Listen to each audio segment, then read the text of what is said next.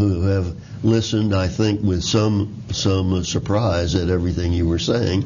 Is there something you would like to ask Walter or say to him or comment on his position? I just want to say I was kind of perplexed by your suggestion that public highways were responsible for debt. Like, how do we transport? Like, how are highways responsible for deaths? You act like it's on purpose. I didn't say on purpose. How would we transport people vehicularly if we didn't have public highways? Well, we'd have private highways. The I-10 company would own the I-10. Carrollton Avenue Corporation would own Carrollton Avenue. And then we'd have competition between them to see who could reduce the death rate. Right now, if somebody smacks up on I-10 and you have 15 people dead, does the National Highway Traffic Safety Administration lose any money? Do they get fired? No. They're like FEMA and the Army Corps of Engineers. Even though they killed many people, they're still in business. Whereas if a BP does too much BPing and, losing oil, well, they'll go broke. We now have government motors. It used to be General Motors. It's now government motors. Well, apart from the government, had they not subsidized them, they would have gone broke. If you look at the Fortune 500 for the last 10, 20, 30, 40 years, there's not much of an overlap. Namely, companies that don't do a good job go broke and are supplanted by companies that can do a better job. So I think that if we apply competition and profit and loss incentives to the highways, we'll save a lot of these 40,000 people a year. So I'm not against highways or streets, God forbid, so to speak. You can speak that way. But I'm against government. This is socialist highways. These are Sovietized highways. They're killing people. People are dying like flies on this. Now, the usual view is, well, the cause of it is carelessness and drunken driving and speeding and vehicle malfunction and stuff like that. But those are only proximate causes. The ultimate cause is the manager. For example, if a restaurant goes broke, it's not because it has bad location and bad food and it's dirty and whatever. It's because the manager didn't hire a better chef and the manager didn't pick a better location. The ultimate responsibility for these deaths or for the restaurant going broke is the manager. And who is the manager of the roads? Government. All right. Well, back to what we really are, finding out is, what kinds of varieties do we have among secular people? And Ricky, you were listening to this what you just heard with some skeptical look on your face. Something you want to say on that subject? No, I just find it odd. I was watching an episode of Penn and Teller's show on HBO. I don't think I can mention the title. And they had an episode about cheerleaders. And cheerleading is not considered a sport. And so it is privatized. And there are cheerleaders getting injured. Penn and Teller, they are libertarians.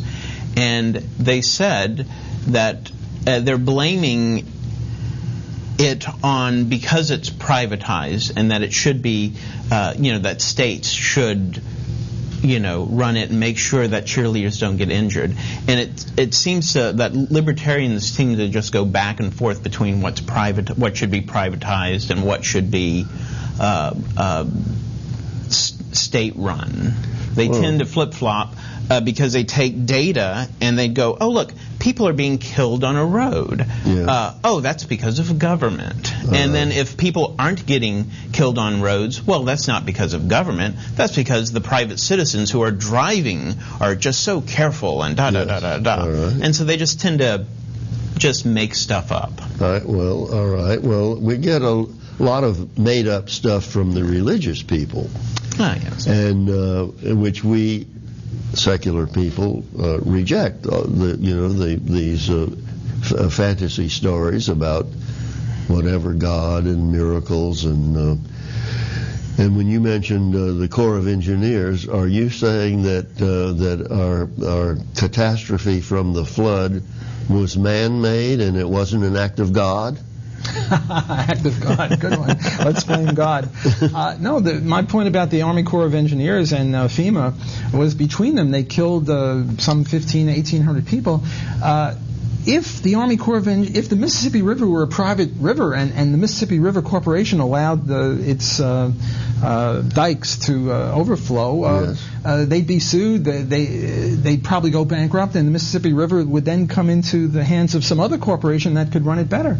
And I think that's the recipe for free enterprise, and that's the recipe for humanity and promoting welfare. But when the government runs it, if they run it into the ground or they do an inefficient job like the post office, they never go away. There's no way to get rid of the Army Corps of Engineers, even though they were responsible for that for that number well, of deaths. let me say this. We're down to the last couple of minutes of this program, and I certainly don't want to leave you out. Is there something you'd like to say while you have a minute or two to say it? No, Harry, I think that's all. You've said it, and you've exposed yourself and said this is what kind of a secular person I am.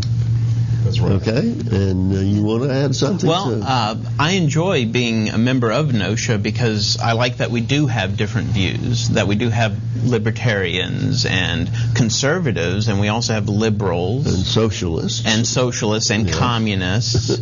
I don't know any communists in our group, but that's all right. Okay, so what you're saying is we are as diverse as Christians and religious people are diverse, because they're not all alike either.